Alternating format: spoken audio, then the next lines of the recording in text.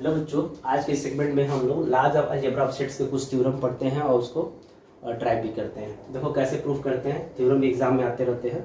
तो सबसे पहले पहला थ्योरम है कि फॉर एनी सेट ए जो है इक्वल टू ए होता है and A intersection equal to A होता है, और इस दोनों रूल को एक साथ कर सकते हैं आइडेंटिपोटेंट लॉ। इसी को बच्चों आइडेंटिपोटेंट लॉ कहते हैं।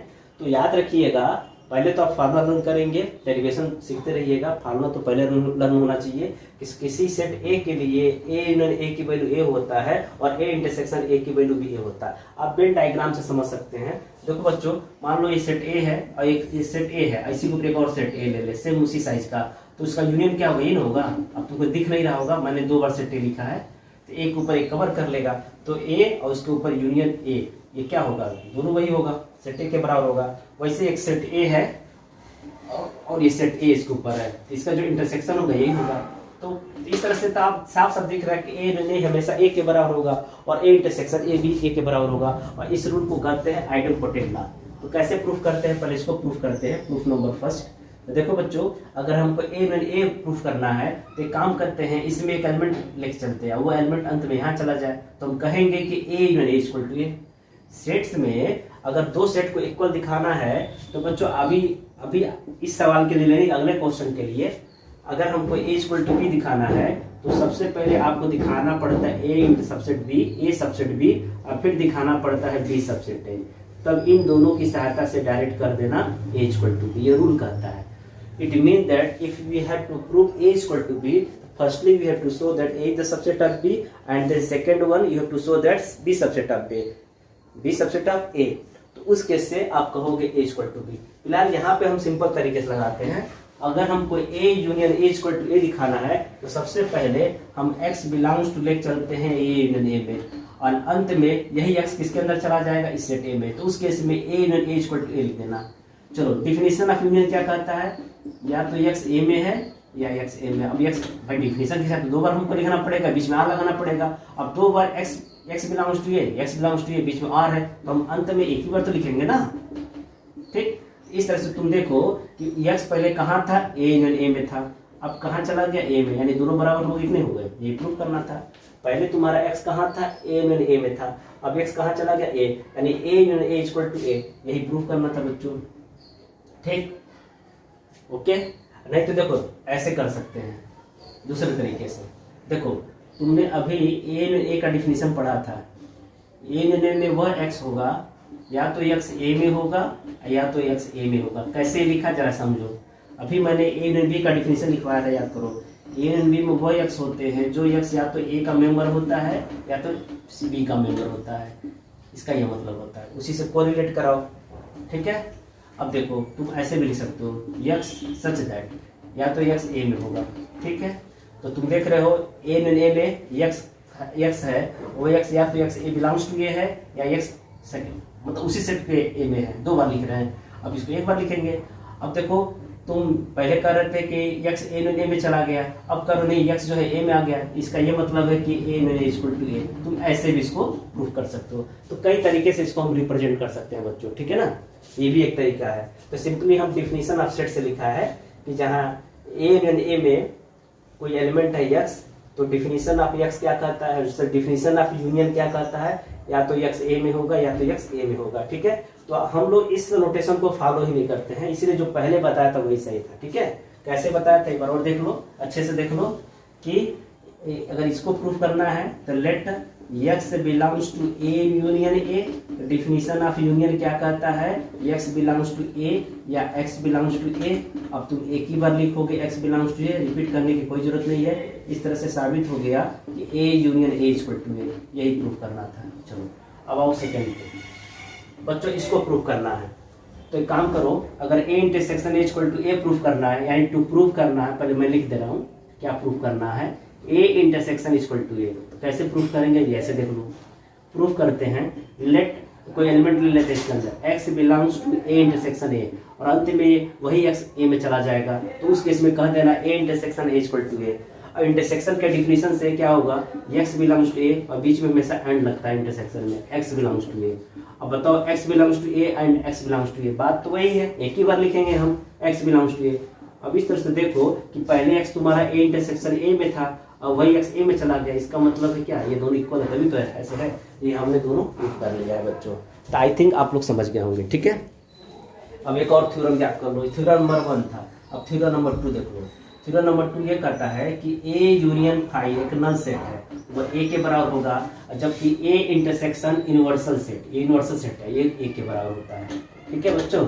ये नया थ्योरम है, तो थ्योरम नंबर 2 है, इसको भी प्रूफ करने के लिए आता है। देखो रिजल्ट इंपॉर्टेंट होता है, थ्योरम प्रूफ करे आना चाहिए या नहीं आना चाहिए वो अलग बात है, लेकिन आपको रिजल्ट आना चाहिए, ये रिजल्ट आपको याद होना चाहिए। और इस थ्योरम को कहते हैं आइडेंटिटी लॉज।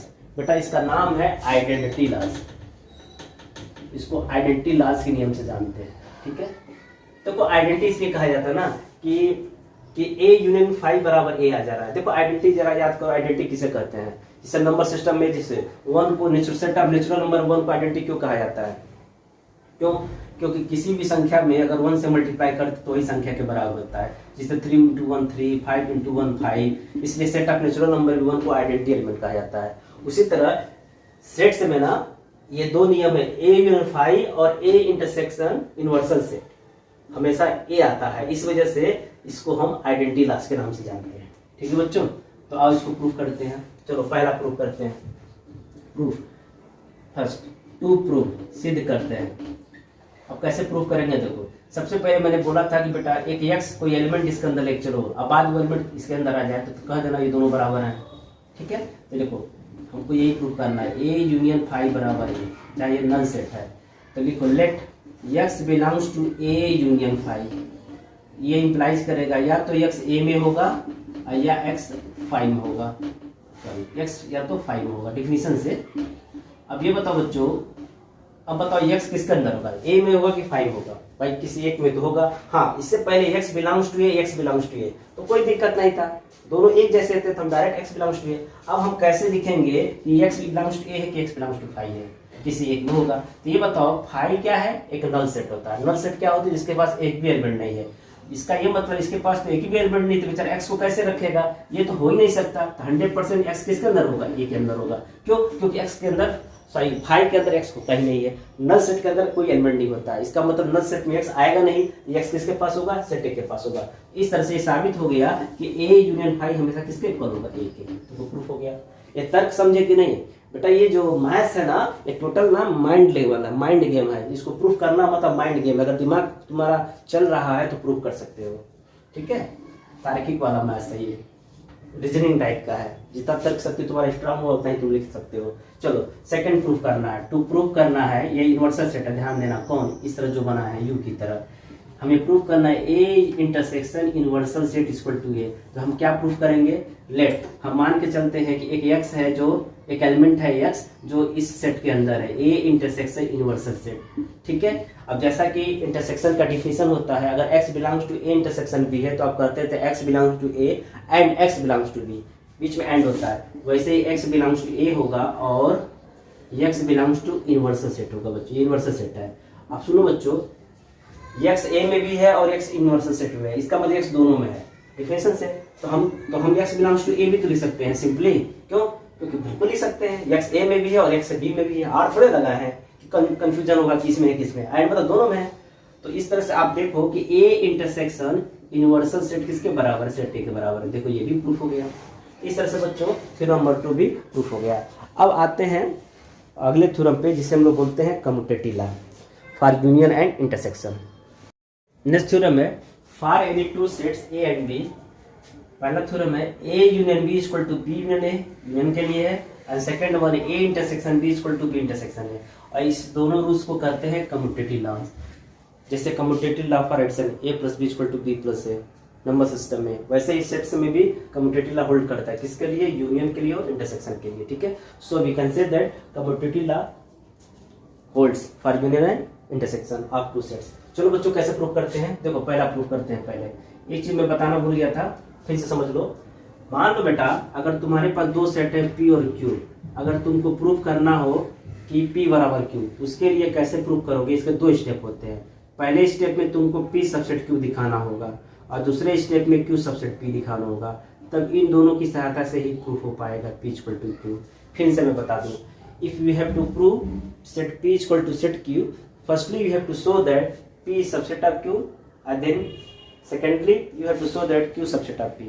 जैसे देखो बेटा बच्चों मैथ्स में एक रूल होता है, जैसे कभी भी दो नंबर को अगर हम बराबर दिखाना हो तो जैसे सोचो मान लो A इक्वल टू B कैसे दिखाओगे, तो अगर हम ये साबित करें कि A छोटा है B से, फिर साबित करें B छोटा है A से, इसका ये मतलब है कि तभी पॉसिबल होगा जब A इक्वल टू B होगा। मतलब थोड़ा लॉजिक की हम बात कर रहे हैं। जैसे मान लो दो बराबर चीज को दिखाना है तो एक बार ये तय कर दो कि पहली संख्या बड़ी है दूसरी संख्या छोटी है, फिर दूसरी बार ये तय कर दो नहीं दूसरी संख्या बड़ी है पहली संख्या छोटी है। इससे ये तर्क निकलेगा कि भाई दोनों संख्या बराबर है, कोई बड़ा छोटा नहीं है। वैसे सेट के साथ यही करते हैं, ठीक है। तो हमें प्रूफ करना है, टू प्रूव करना हमको है, मैं स्टेटमेंट लिख रहा हूँ अच्छे से, to prove A union B equal to B union A, ये प्रूव करना है। तो इसको प्रूव करने के लिए टू प्रूव मतलब इसको प्रूव करने के लिए हम क्या करेंगे, इसको लिखते हैं statement we shall show that, जो भी बोले तो वही लिख रहे हैं यहाँ पे, आपको लिखना पड़ेगा, समझाना पड़ेगा। तो हम A subset B equal to sorry A subset B sorry A union B subset B union A को प्रूव करने वाले हैं, या B union A is subset of A union B को प्रूव करने वाले हैं। तो वही मैं लिख रहा हूँ to prove A union B equal to B union A।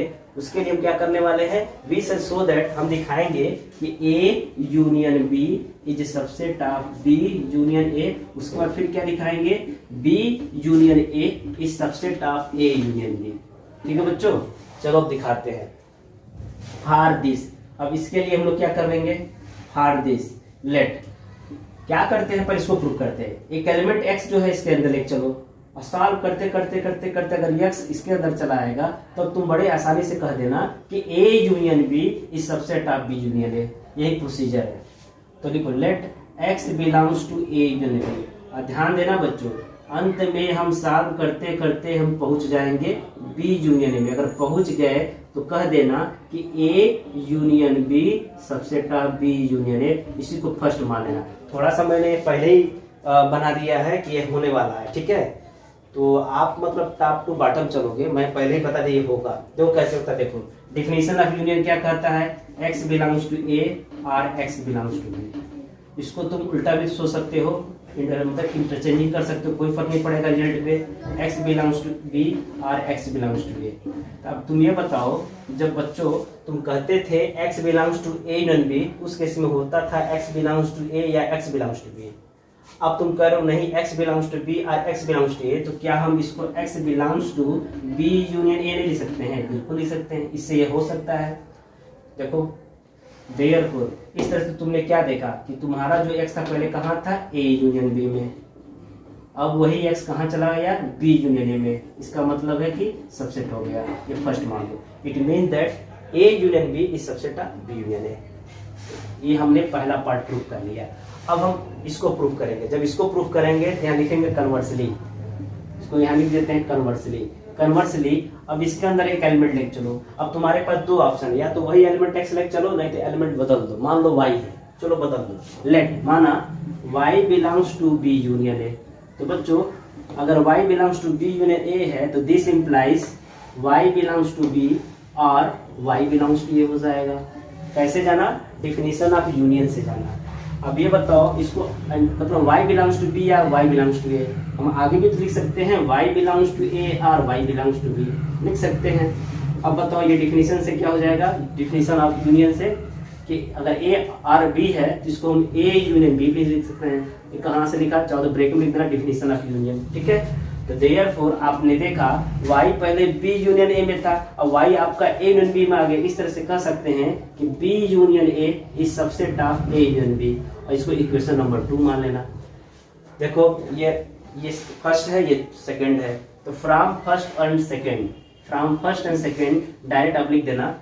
क्या पता था मैंने, P सबसेट Q हो और Q सबसेट P हो, then P equal to Q। उसी तरह से दिस सबसेट दिस और इसका रिवर्स सबसेट इसके है। इसका ये मतलब होगा कि A union B equal to B union A। यही उसका आगे लिख देना, हेंस यही सिद्ध करना था बच्चों, ठीक है। अब आते हैं next, we have to prove that A intersection B equal to B intersection है। तो यहाँ पे हम सेकंड को प्रूव करने वाले हैं बच्चों। तो हम क्या प्रूव करेंगे, A intersection B equal to B intersection है। फिर वही स्टेटमेंट लिखेंगे, to prove A intersection B equal to B intersection A, we shall show that A intersection B subset of B intersection A and B intersection A is subset of A intersection B। बिल्कुल यही statement चलाएंगे, ठीक है। चलो इसको भी prove कर लेते हैं, दोनों को एक साथ प्रूव कर लेते हैं, ठीक है। अब देखो, तो पहले एक एलिमेंट इसके अंदर लेके चलते हैं, let X belongs to A intersection B। तो डिफिनेशन ऑफ इंटरसेक्शन से ये क्या होगा, X बिलोंग्स टू A, बीच में एंड होता है X बिलोंग्स टू B। बच्चों इसको हम ऐसे भी लिख सकते हैं, x belongs to B and x belongs to A. मतलब स्टेटमेंट चेंज करने से कोई फर्क नहीं पड़ता है इसके, देख लो कोई फर्क नहीं पड़ेगा, कोई दिक्कत नहीं होगा। सो x बिलोंग्स टू कह सकते हो b इंटरसेक्शन ए। इस तरह से आप देखो, पहले x हमारा a इंटरसेक्शन b में था, अब वही x हमारा b इंटरसेक्शन ए में हो गया। It mean that a intersection b subset of b intersection ए हो गया, इसको फर्स्ट मान लो। अब बहुत से बच्चे धीरे धीरे अभ्यस्त हो जाएंगे, जब हम थ्योरम को प्रूफ करा रहे हैं ना, तो धीरे धीरे आपको आइडिया लग जाएगा कैसे प्रूफ किया जा रहा है। अब इसको प्रूफ करते हैं, इसलिए हम यहाँ कन्वर्सली लिखेंगे। कन्वर्सली लेट, इसको y मान लेते हैं, लेट y बिलोंग्स टू, मान लो इसके अंदर y belongs to b intersection A है, ये इंटरसेक्शन थोड़ा अच्छे से बनाइएगा, let y belongs to b intersection A. So definition of intersection क्या कहता है, y belongs to b and y belongs to a। कर सकते हो। अब थोड़ा इसको चेंज करो, y बिलोंग्स टू a। ये देखो कि इसको ऐसे जब लिख रहे तो कोई रिजल्ट पे कोई असर आ रहा है कि नहीं, स्टेटमेंट गड़बड़ तो नहीं हो रहा ना, बिल्कुल नहीं गलत होगा। y बिलोंग्स टू b है and y belongs to a है, या y बिलोंग्स टू a है and y belongs to b है, बिल्कुल सही है। It mean that y belongs to a intersection b। कैसे जाना, डिफिनेशन ऑफ इंटरसेक्शन से, अगर एंड है इसका मतलब है कि a इंटरसेक्शन b हो जाएगा। 10 इस तरह से आप देखो y कहाँ आ गया बच्चों, पहले y तुम्हारा b इंटरसेक्शन a में था, अब y कहाँ चला गया, a इंटरसेक्शन b में। इसका मतलब है कि y बिलोंग करेगा, y हटा दो, इसका ये मतलब होगा कि b intersection a is a subset of बच्चों a इंटरसेक्शन b। इसको अब 2 मान लो। देखो फर्स्ट ये है, सेकंड ये है, जैसे मैंने बताया था ना, P सबसेट Q प्रूफ कर दिया, Q सबसेट P प्रूफ कर दिया, तो उसके से P इक्वल टू Q। उस तरह से आप लिख सकते हो कि from first and second V has A intersection B equal to होगा बच्चों B इंटरसेक्शन A। यही प्रूफ करना था, हेंस प्रूफ, ठीक है। अब आते हैं नेक्स्ट थ्योरम, जिसे हम लोग बोलते हैं डिस्ट्रीब्यूटिव लॉ। डिस्ट्रीब्यूटिव लॉ से पहले हम लोग एसोसिएटिव लॉ प्रूव करते हैं। देखो एसोसिएटिव लॉ क्या कहता है, इसमें 3 सेट्स हैं। If A, B and C are any 3 sets, then पहला है A union B of, bracket को हम आप बोलेंगे, A union B of union C equal to A union of B union C। बच्चों ये यूनियन के लिए भी एसोसिएटिव लॉ कुछ ऐसे लिखेंगे और इंटरसेक्शन के लिए भी होता है। इसका मतलब है कि associative law for union and intersection दोनों के लिए सही है। तो इंटरसेक्शन के लिए क्या होगा, A intersection B of intersection C equal to होगा A intersection of B intersection C। तो बच्चों कभी कभी एसोसिएटिव लॉ क्या है, डिस्ट्रीब्यूटिव लॉ क्या है, कम्यूटेटिव लॉ क्या है, उसमें मतलब ध्यान से इसको देखिएगा, ठीक है, कि आपको ये पता होना चाहिए कि ये किस लॉ के तहत लिखा जा रहा है, ठीक है। अब कम्यूटेटिव लॉ तो साफ साफ समझ में आता है, A union B, B union A। Confusion आपको एसोसिएटिव लॉ और डिस्ट्रीब्यूटिव लॉ में होगा। तो देखो एसोसिएटिव लॉ में हर जगह यूनियन यूनियन होगा या हर जगह इंटरसेक्शन इंटरसेक्शन होगा, जबकि डिस्ट्रीब्यूटिव लॉ इसके बाद देखोगे तो एक जगह यूनियन होगा, एक जगह इंटरसेक्शन होगा, मतलब उसमें यूनियन इंटरसेक्शन का कॉम्बिनेशन होगा। तो इस तरह से तुम समझ जाओगे। तो एसोसिएटिव लॉ पहले हम इसको प्रूव करते हैं। तो बच्चों इसको प्रूव करने का क्या तरीका मैंने फर्दर बताया था कि एक एलिमेंट जो है इसके अंदर लेके चलेंगे, बाद में वही एलिमेंट इसके अंदर आ जाएगा। It means that firstly you have to show that A union B of union C subset of A union of B union C. Then again conversely part we have to show that A union of B union C is subset of A union B of union C. तो आइए इसको prove करते हैं। चलिए prove करते हैं। तो हम इसको ऐसा लिखेंगे कि to prove A union B of union C equal to A union B union C, we shall show that, हम दिखाएंगे, क्या दिखाएंगे कि A union B union C is subset of A union of B union C। उसके बाद हम बच्चों क्या दिखाएंगे कि A union of B union C subset of A union B of union C। देखो तो बच्चों हम करते क्या है ना, हम बस इसी को प्रूफ करेंगे, कोई एक पार्ट को प्रूफ करेंगे और कह देंगे similarly we can prove this, क्योंकि बहुत बड़ा हो जाएगा। ठीक है, आप इसको भी प्रूव करो, फिर इसको प्रूव करो, तो काफी नंबर आप लाइन से बढ़ जाएंगे। तो इट मीन सिर्फ हम ये दिखाएंगे, इसको नहीं दिखाएंगे, उसको कन्वर्सन लिख करके वैसे ही हम दोनों को बराबर इक्वेट कर देंगे। चलिए अब इसको प्रूव करते हैं। देखो लेट, तो कैसे प्रूव करेंगे, अब इसको प्रूव करने के लिए हम क्या करेंगे, पहले इसके अंदर एक एलिमेंट ले लो, x belongs to A union B union C, और वही x किसके अंदर चला जाए, लास्ट में इसके पास। देखो कैसे लिखते हैं, जरा डिफिनेशन समझो। इसका ये मतलब है कि इसको सेट A समझो, इसको सेट B समझो। इसका मतलब है कि x belongs to A union B होगा बच्चों, बीच में R होगा, x बिलोंग्स टू C।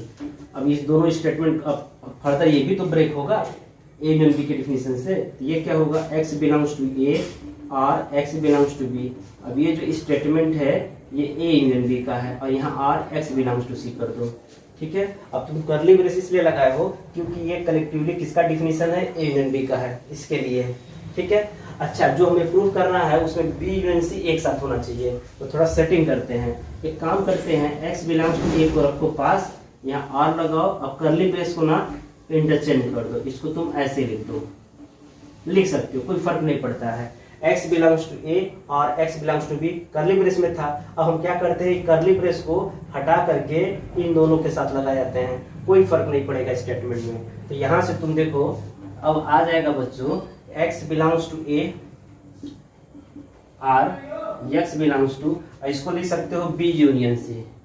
ठीक है बच्चों, बिल्कुल लिख सकते हो, डिफिनेशन ऑफ यूनियन से। अब इन दोनों स्टेटमेंट को कैसे लिख सकते हो, x belongs to A union B union C। इस तरह से बच्चों देखो हमने प्रूफ कर दिया कि पहले x हमारा कहाँ हुआ करता था, A union B union C में, A union B of union C में, अब है A union of B union C। It means that A union B union C is subset of A union of B union C। इसी को equation first मान लो। ठीक है, अब हम क्या कर सकते हैं, conversely we can prove that, हम सिद्ध कर सकते हैं। क्या सिद्ध कर सकते हैं, सीधे हम कन्वर्सली देंगे। कन्वर्सली हम ये साबित कर सकते हैं कि A union B union C is subset of A union B of union C। इसको इक्वेशन 2 मान लो। अब कह देना कि from first and second we have, यही बस ये लिख दो। ठीक है, from first and second we have, और जो प्रूफ करना है उसको लिख दो। क्या लिखोगे, ब्रैकेट में A union B of union C equal to A union of B union C। Okay बच्चों, चलो मैं लिख के दिखा दे रहा हूँ। From 1 and 2 we have, from 1 and 2 we have A union B of union C is equal to A union of B union C, hence proof। यही सिद्ध करना था। ऐसे ही बच्चों इंटरसेक्शन के लिए भी हम लोग प्रूफ कर सकते हैं। इसको प्रूफ करते हैं, A intersection B intersection C equal to A intersection B of A intersection C। ठीक है, तो मान लो let X belongs to A intersection B intersection C। So let us suppose this is the set A and this is the complete set B. So by definition of intersection, we have X belongs to A or X belongs to B. In this condition, we have X belongs to A or X belongs to B intersection C. Okay. So again, this statement must be break as X belongs to B and X belongs to C. तो बच्चों ये break हो जाएगा ना intersection से, ये होगा X belongs to B, यहाँ बीच में एंड लगाना, X belongs to C, और यहाँ भी और नहीं होता बच्चों, सॉरी यहाँ भी तो एंड होगा क्योंकि x बिलोंग्स टू A, यहाँ भी एंड होगा। ठीक, यहाँ भी यहाँ लिख दे रहे हैं x बिलोंग्स टू A, यहाँ बीच में एंड होगा। अब एक्चुअली ये जो स्टेटमेंट इसके लिखे हैं तो इसको करली ब्रेस से स्मॉल ब्रैकेट में लिख लीजिए। ठीक है, अच्छा जी, अब क्या करना, आपको ये प्रूफ करना है। इसका ये मतलब है कि ब्रैकेट A यूनियन B में लगा है, इट मीन्स दैट आपको अब ये जो ब्रैकेट लगाना है इसको शिफ्ट करके A और B पे लगा दीजिए, कुछ ऐसे, तब भी कोई फर्क नहीं पड़ेगा स्टेटमेंट में। x belongs to A and x belongs to B, अब ब्रैकेट को यहाँ शिफ्ट कर दीजिए और लास्ट में है and x belongs to C। ठीक है बच्चों, अब डिफिनेशन से क्या होगा, अगर x बिलोंग्स टू A है, x बिलोंग्स टू B है, तो you may write x belongs to A intersection B। ठीक, और and x belongs to C है। ठीक है, दिस मीन्स दैट, इसको हटा दो, x बिलोंग्स टू A, हाँ इसको ऐसे कर सकते हो, तो x belongs to A intersection B, और ये एंड क्या होगा, ऐसे इंटरसेक्शन बन जाएगा और ये C हो जाएगा। ठीक। तो देयरफॉर हमने ये देखा x हमारा पहले किस में था, a intersection b intersection c में। अब हमारा x किसके अंदर, इसके अंदर चला गया, यानी इसकी सबसेट हो गई a intersection b intersection c। अब वैसे लिखो सिमिलरली या कन्वर्सली हम प्रूव कर सकते हैं। सिमिलरली हम प्रूव कर सकते हैं कि a intersection b intersection c is subset of a intersection b intersection c। ये प्रूव कर सकते हैं। इसको फर्स्ट मान लो, इसको सेकंड मान लो। तो लिख देना कि from first and second, first second से बच्चों क्या है यही लिख देना, ठीक है। क्या लिखोगे, a intersection b intersection c equal to a intersection b, bracket में है ये, और इंटरसेक्शन c। यही प्रूव करना था बच्चों। देख लो बहुत ही आसान है सेट्स के थ्योरम को प्रूव करना।